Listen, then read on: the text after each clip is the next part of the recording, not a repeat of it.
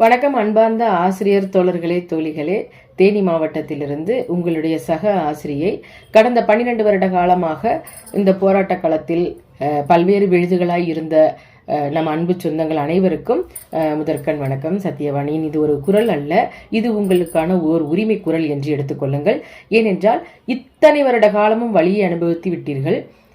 நாளை மறுநாள் வெள்ளிக்கிழமை தயவு செய்து அனைத்து ஆசிரியர்களையும் let I talk in colloquial language that only very fun for you. உங்களை சாடணும் அப்படின்ற எண்ணம்லாம் எனக்கு இல்லை. உங்களை அவதூறுப்படுத்தணுன்ற ஒரு ஐடியாவுமோ இல்லை உங்களை இழிவுபடுத்தணும் அப்படின்ற ஒரு எண்ணங்கள் இல்லை. ஏன் மனசில் இருக்கிறத சொல்கிறேன். இதே மனசில் இருக்க ஆதங்கம் அனைத்து ஆசிரியர்கள்கிட்ட இருக்கா அப்படின்னு சொல்லி நீங்கள் குழுவில் பகிர்ந்திருக்கலாம். அதாவது நாளை மறுநாள் நடக்கவிருக்கும், அதாவது 9/1/2026 நமக்கான ஒரு விடியலை தேடி நோக்கிய ஒரு பயணம் என்று வைத்துக் கொள்ளலாம்.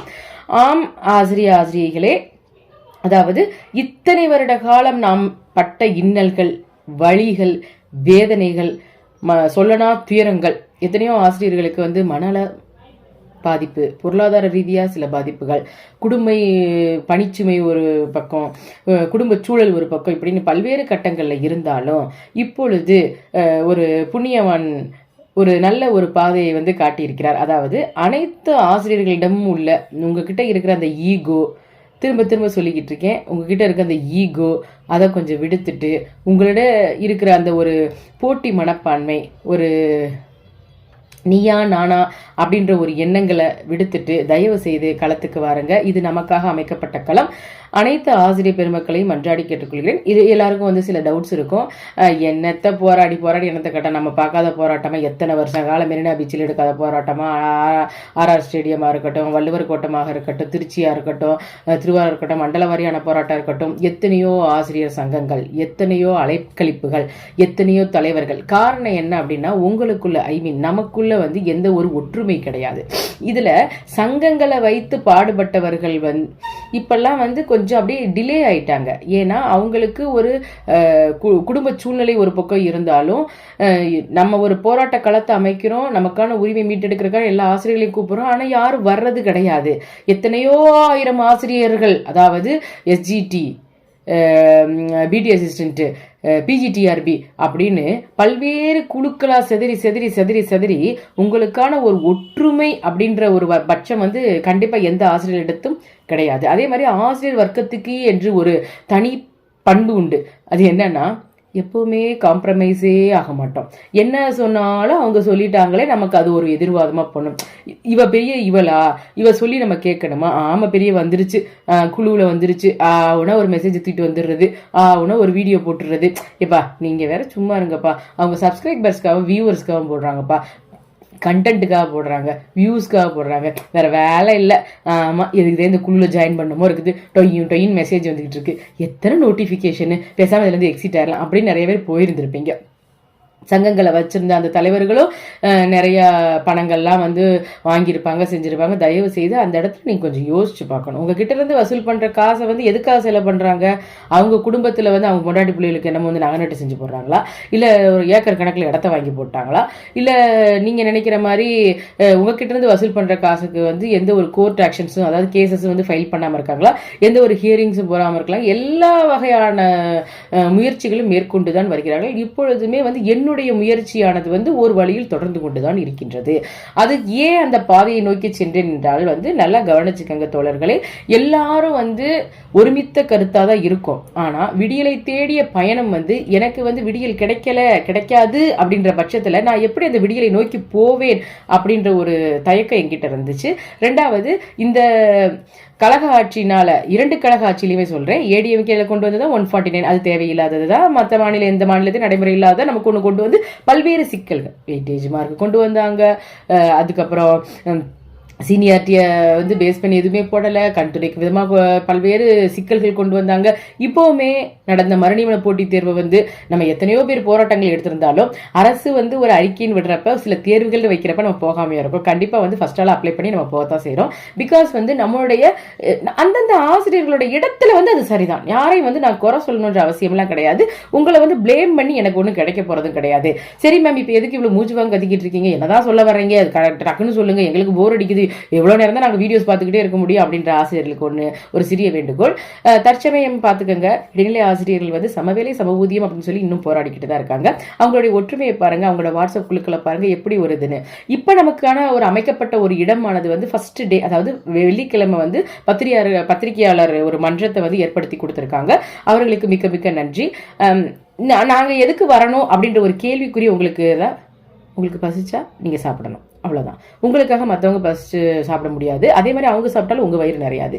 உங்களுடைய உரிமைக்காகவும் உங்களுடைய நோக்கத்திற்காகவும் உங்களுடைய வேலை வாய்ப்பிற்காகவும் நீங்கள் தான் போராட வேண்டும். போராடணும்னா என்ன பாகுபலி போராட்டத்துக்கு கூப்பிடுறோம், போர்க்களத்துக்காக கூப்பிடுறோம், எல்லாரும் ஆளுக்கு ஒரு கிடையத்தை வச்சு 2 வாழை வச்சுட்டு வாங்க. இல்லை என்ன உங்களுக்கு பாகிஸ்தான் பாடலை நிற்க வச்சு போர் புரிய வைக்க போறோமா? அப்படிலாம் கிடையாது. நாம் வந்து இப்போ ஆளும் அரசை கண்டித்தும் எதுவும் சொல்ல போறதில்லை. இப்போ எந்த ஒரு ஆட்சியாக இருக்கட்டும், ஏடிஎம்கேல இருந்தப்ப கூட அப்ப நம்ம இந்த போராட்டத்தை அப்பயே எடுத்திருக்கணும் இல்லையா? வலுவான போராட்டங்கள் நிறைய எடுத்திருந்தாங்களா, அது சரி சைக்கிள் இல்லை. அதுக்கப்புறம் அப்ப இருள் சூழ வந்து அரசாணையா இருந்தது வந்து தேர்தலுக்காக வாக்குறுதிகளுக்காக அள்ளி 311 181 177 அப்படின்னு கொண்டு வந்தவங்க தான் இந்த டிஎம்கே. ஸோ 2 கழக அரசுகளும் ஏன்னா வந்து ஒரு நம்பிக்கை, ஏன்னா திராவிடம் தான் ஆள வேண்டும் என்ற ஒரு நம்பிக்கை இருந்தது. அதே போல் வந்து அம்மாவையும் நம்பி இருந்தது, கலைஞரையும் நம்பி இருந்தது. அப்பெல்லாம் வந்து இந்த அரசியல்வாதிகளாம் ஊழல் செய்யாம இருக்கிறாங்க. தயவுசெய்து ஒரு சொல்லிக்கிறேன், ஊழல் செய்கிறாங்க செய்யலன்றது நமக்கு அது பிரச்சனை கிடையாது. அவங்க கொள்ளையடிக்கலன்றதுலாம் நமக்கு பிரச்சனை கிடையாது. அதை பற்றி நம்ம எதுவும் தட்டி கேட்கவும் முடியாது. ஏனென்றால் இது வந்து ஒரு அதிகார ஆட்சி, இது வந்து ஒரு ஊழல் ஆட்சின்னு தெரியுது, மார்க்கெட்டிங் ஆட்சின்னு தெரியுது, எல்லாமே வந்து கண்கூட தெரியாது. மற்ற பாமர ஜனங்களுக்கு தெரியுதோ இல்லையோ, ஆஸ்திரேலியா நாம் வந்து அனைவருமே அரசியல்வாதிகள் தான். இந்த சமூகத்தில் இருக்கவங்க எல்லாருமே ஓட்டு போடும் உரிமை உள்ள உங்களுக்கு வந்து அந்த நாட்டை ஆள்வதற்கான அரசனை வந்து தேர்ந்தெடுக்க வேண்டிய ஒரு அறிவித்திறன் இல்லாமல் போய்விட்டது. நம்பி ஏமாந்து போயிட்டு இந்த ஏமாற்றத்திற்கு வந்து ஒரு பதிலடி கொடுக்கும் விதமாக இந்த எலெக்ஷன் நெருங்குற நேரத்தில் இந்த போராட்டத்தை நம்ம கையில் எடுத்தோம்னா ஒரு என்ன உங்களுக்கு ஒன்றுமே, அதாவது போராட்டத்துக்கு வந்தவங்க எல்லாருக்குமே தெரியும், மிஞ்சி போனால் ஒரு வேனோ ஒரு பஸ்ஸோ வச்சுருப்பாங்க, அவங்களை கூட்டிகிட்டு போய் நல்லா அழகாக மண்டபத்தில் வச்சுருப்பாங்க, திரும்ப அவங்களே சாப்பாடுலாம் வாங்கி கொடுப்பாங்க, நமக்கு தேவையான என்ன சொல்கிறது பூஸ்டர் அண்ட் எனர்ஜெட்டிக் எல்லாமே வந்து கவர்மெண்ட்டே கொடுக்கும், திரும்ப வந்து அதே இடத்துல இருந்து போராட போகிறோம். இதில் வந்து ஆசிரியர்களுக்கு முக்கியமாக மைண்டில் வச்சுக்கிறது என்னன்னா, தயவு செய்து அந்தந்த மாவட்டத்தை சேர்ந்த ஆசிரியர்கள் அனைவரும் வந்து அந்த மாவட்ட தலைமை ஒரு ஒருங்கிணைப்பாளர்னு இருப்பாங்க. இந்த ஒருங்கிணைப்பாளர்ன்றது வந்து இவங்களும் ஒருங்கிணைக்கிற ஒரு பணியை பண்றாங்க, அவ்வளவுதான். அவங்களும் நம்மள மாதிரி ஒரு சக ஆசிரியர் தான். இப்ப தலைமைன்னு எடுத்து தலைமை யாருமே இல்லை, நம்ம எல்லாருமே தலைமை தான். நம்ம எல்லாம் சேர்ந்துதான் வந்து ஒரு கோரிக்கையை முன்னெடுக்கிறோம், ஒரு நோக்கத்தை வந்து நம்மளுடைய உரிமையை மீட்கிறதுக்காக. எங்களுடைய தேர்தல் வாக்குறுதி என்ன ஆச்சு? அப்ப நீங்க மறுநிவன போட்டி தேர்தலில் பாஸ் ஆனவங்களையாவது வேலைக்கு போடுங்க, அப்படி இல்லையா இந்த 149 ஏன் கொண்டு வந்தீங்க? நம்மளுடைய மனக்குமுறுகள்ல நம்மளுடைய வேதனைகளை தான் வந்து ஒரு 2-3 நாள் சொல்ல முடியாது, எப்படி ஒரு 2 மணி நேரத்தில் பேச்சுவார்த்தை முடிந்து நாம் திரும்பவும் வீடு வந்து சேர்ந்தாலும் சேர்ந்ததுதான். அப்படி இல்லை என்றால் வந்து கண்டினியூஸா வந்து போராட்டம் தொடரும் பட்சத்தில் வந்து நீங்க உங்களுடைய பங்களிப்பு வந்து மிகவும் மிகவும் அவசியம். உங்களுக்கு எல்லாருக்குமே வந்து வேடன் புறாவை வேட்டையாடிய கதையை வந்து ஆசிரியர்கள் சிறு வயதிலிருந்தே நிறைய பார்த்திருப்பீங்க, செஞ்சிருக்கீங்க. ஒற்றுமை ஒன்று இருந்தால் மட்டும்தான் வந்து நாம் உயிர் பிழைக்க முடியும். இந்த சமயத்துல உங்களுடைய அந்த மற்ற ஒரு சிந்தனைகள்லாம் விடுத்துட்டு நீங்கள் கண்டிப்பாக களத்துக்கு வரணும்னு வந்து தாழ்மையுடன் கேட்டுக்கொள்கிறேன். மேம், நீங்கள் வந்து லாஸ்ட் போராட்டத்தில், அதாவது பல்வேறு கட்சி வேறு, அரசியல் வேறு, ஆசிரியர் வர்க்கம் வேறு. ஆசிரியர் வர்க்கத்திற்காக பாடுபடுவது தான் இந்த சத்தியவாணி என்றென்றைக்கு. ஏனென்றால் அந்த ஆசிரியர் வர்க்கத்திலேயே பிறந்தவங்க தான் நாம் எல்லாருமே.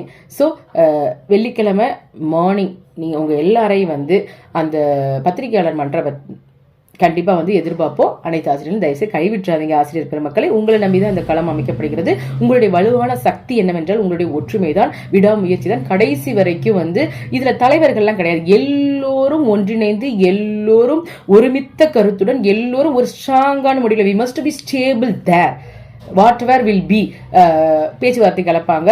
So the government what the answer will say we don't know. ஸோ அந்த களத்தில் என்னென்ன ஒரு போக்கு இருக்கு, தயவு செய்து நீங்கள் எல்லாரோட cooperation and collaboration and that will be become success. So கசபுசு இங்கிலீஷில் பேசுகிற வளராதீங்க. சில நேரங்களில் வந்து டங் ஸ்லிப் ஆகி டக்குன்னு இங்கிலீஷில் வந்துடுது. நான் அந்த அளவுக்குலாம் வந்து ரொம்ப அறிவாளிலாம் கிடையாது.